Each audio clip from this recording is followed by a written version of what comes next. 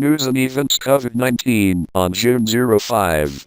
Note, this is a collaborative video made between Travel for All Fanpage and Knowledge of Coronavirus channel. Please respectfully welcome everyone.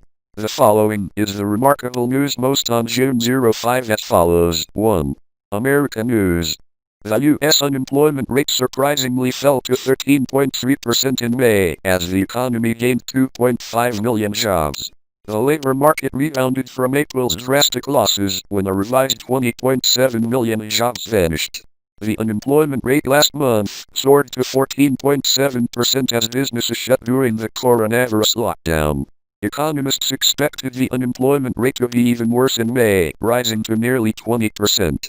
But the gradual reopening of the economy actually added new jobs rather than eliminating further positions. The U.S. Embassy announced on June 4 that a U.S. military aircraft carrying 150 breathing machines was donated to support patients with COVID-19 who landed in Moscow. Speaking on Russian TV on the same day, Russian Ambassador Anatoly Antonov said, "We appreciate this support of the United States." 2. Update COVID-19 worldwide. As of 6 p.m. on June 5, according to the Worldometer statistics page, the world recorded more than 110,000 cases of COVID-19 caused in the past 24 hours. This is the 10th day in a row the world recorded more than 100,000 new infections every day. To date, the world has recorded 6,688,662 people infected with COVID-19, including 392,123 deaths and 3,228,035 average people. Apparel. The United States is still the country most seriously affected, with 1,923,636 people infected, of which 110,171 died. Brazil ranked second in the world with 612,862 cases, up 28,882 cases in the past 24 hours, including 32,602 deaths, an increase of 1,337 cases compared to the previous day. Brazil currently holds the record as the country with the highest number of new infections and deaths in the past 24 hours. Not only in Brazil, many other countries in Latin America are becoming major epidemics of the world. 3. Israel news. On June 4, the Israeli parliament issued a notice to suspend a meeting after a joint list member, a group of 4 parties of Israelis, tested positive for the COVID-19.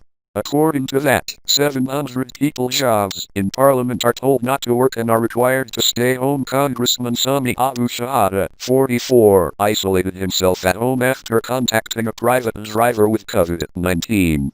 Earlier, it was reported that Prime Minister Benjamin Netanyahu could face quarantine after an employee in the Prime Minister's office tested positive for COVID-19. Over the past few days, the number of new infections in Israel has increased rapidly after Israeli officials relaxed restrictions. At least 42 schools have been closed. Thousands of students and teachers have been quarantined at home after a number of cases were found positive for COVID-19 in some schools. 4. New Zealand news. New Zealand is likely to announce its end on June 15 if the last case of community infection does not return positive after 28 days of isolation. New Zealand has decided after 28 days since the last patient quarantined, the country can declare the end of the COVID-19 epidemic. The last case of New Zealand community infection had positive test results on April 29 and was isolated until May 18. If after 28 days, from May 18, that is, until May 15, 6, when this last patient has a negative test result, New Zealand can declare the end of the COVID-19 epidemic. However, in case of detecting an infected patient in another community, the above period will have to be recalculated. New Zealand health authorities say the end of the epidemic is only symbolic and does not mean that the government will stop efforts to prevent new infections. 5. Peruvian news. On June 4, the Peruvian government was forced to declare an additional 90 days of medical emergency to ensure continued implementation of the COVID-19 pandemic blanket measures in the context of this South American country. Became the country with the second highest number of cases in Latin America after Brazil. According to the Peruvian Ministry of Health, up to now, the country has recorded a total of 183,198 COVID-positive cases, 19, an increase of 4,284 cases in the past 24 hours, including 5,031 deaths, an increase of 137 cases in the last 24 hours. Peru is currently ranked 9th globally for the number of COVID-19 infections. Not long ago, besides the decision to extend the order of social separation nationwide to June 30, the Peruvian government still allowed to resume some economic activities despite the epidemic situation in this country. There is a risk of flare-ups in crowded places such as vehicles and markets. 6. South Africa news. In South Africa, on June 4, the cabinet of the country approved the decision to extend the national emergency for another month until the end of July 15, amid the spread of the COVID-19 epidemic. In this most developed African country, it is on the rise. According to the latest figures from the South African Ministry of Health, in June 4 alone, the country recorded an additional 3,267 cases of COVID-19, a record 24 hours since the country first announced its first case today. May 3, bringing the total number of COVID-19 cases to 40,792 people, including 848 deaths. South Africa enters the 70th day of a nationwide blockade order imposed by the COVID-19 pandemic. Beginning June 1, the country eased its blockade order from level 4 to level 3 to restore operations of a number of key economic sectors. Also from this point on, domestic flights were allowed to resume operations. 7. Egyptian news. Egypt is the country with the second highest number of cases in South Africa, with a number of cases per day over the past 1 week, has always been above 1,000. On June 4, Egypt detected an additional 1,152 cases of COVID-19, bringing the total number of cases to 29,767. To date, the total number of deaths due to COVID-19 in Egypt is now 1,126 after an additional 38 deaths were recorded on June 4. In addition, 406 patients with COVID-19 recovered from their illnesses and were discharged, thereby bringing the total number of recovered patients to 7,756. 8. Cambodia news. On June 4, the Ministry of Health of Cambodia announced that it had chosen An Sen Chempyevan High School as a health examination point for visitors to Cambodia. This center is equipped with 200 beds near the Phnom Penh International Airport. The ministry's notice said that as of May 20, all passengers entering Cambodia were taken to the area on the COVID-19 inspection form. Cambodian State Health Minister York Sambuth said the center was used to check the health of passengers from China and South Korea, as well as Cambodian nationals returning from Korea. In addition to preparing foreign tourists, Cambodia is also promoting domestic tourism in parallel with ensuring the safety of the COVID-19 epidemic. On May 20, Cambodia lifted the entry ban for travelers from Italy, Iran, Germany, Spain, France and the United States, which has been used to prevent the spread of the COVID-19 epidemic. However, foreign visitors entering Cambodia by air must have a medical certificate for 72 hours proving that they do not have COVID-19, have insurance worth $50,000 during their stay in the host country and must compulsory isolation 14 days. 9. Vietnam news.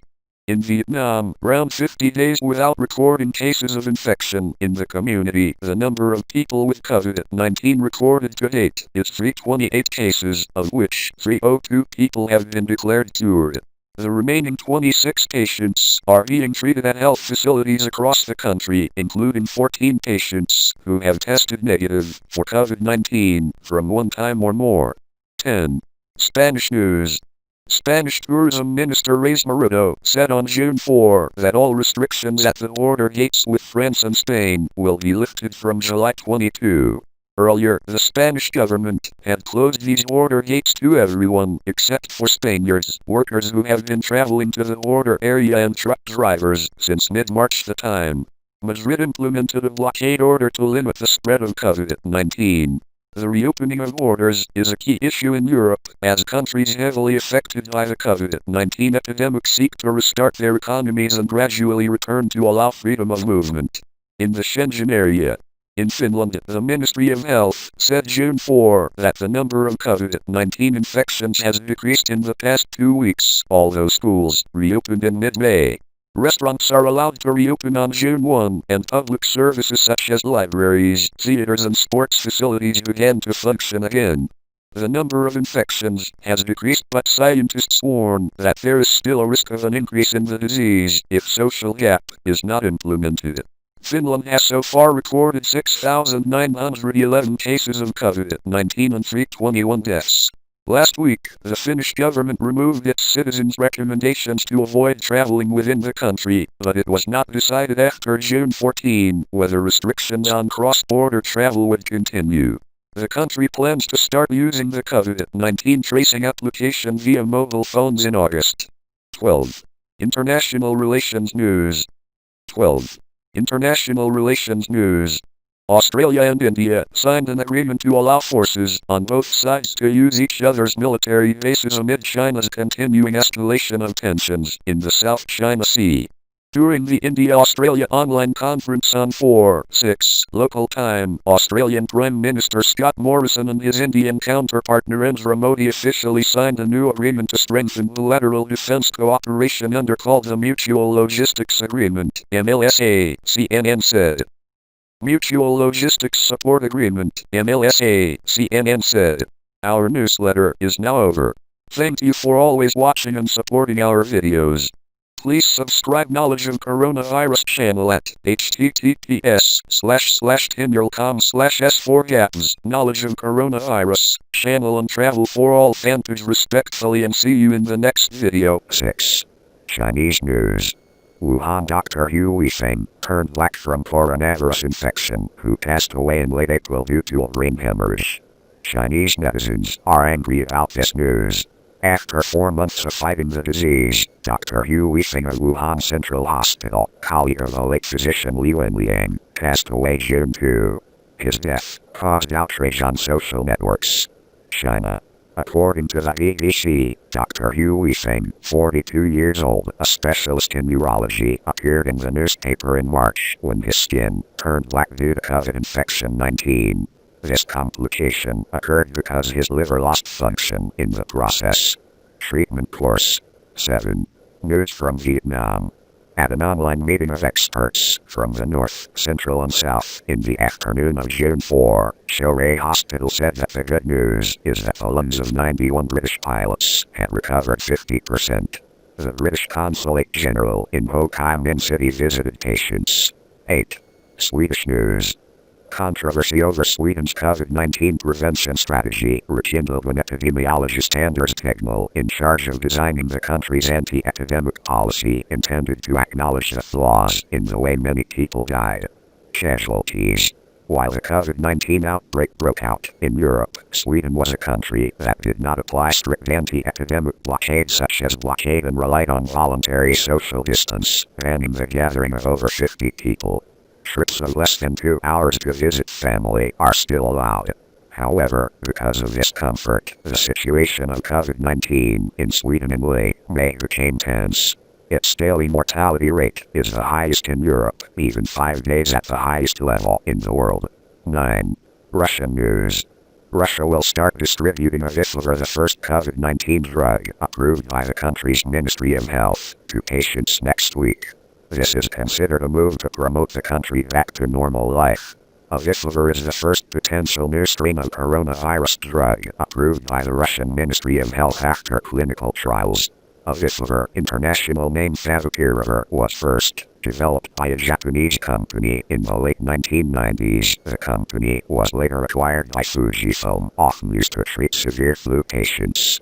Russian experts have redesigned to enhance the effectiveness of Aviflavir in the treatment of COVID-19. 10. Japanese news. Japan will fund $300 million for an international organization committed to providing vaccines to people around the world. The move comes as Gavi Vaccine Alliance is calling on the international community to fund vaccine development and other efforts to cope with a new strain of coronavirus. Earlier, the Japanese government pledged $100 million to sponsor the organization. However, Japan decided to contribute an additional $200 million. Under the plan, Prime Minister Abe Shinzo will announce the financial support in a video message broadcast at the coalition meeting on Thursday, June 4, 2020. The purpose of the Japanese government to support the development and use of the vaccine is probably to ensure that the 2020 Tokyo Olympic and Paralympic Games will take place next year after a one-year delay. Our newsletter is now over. Thank you for always watching and supporting our videos. Knowledge of coronavirus, channel and travel for all fanpage respectfully, and see you in the next video.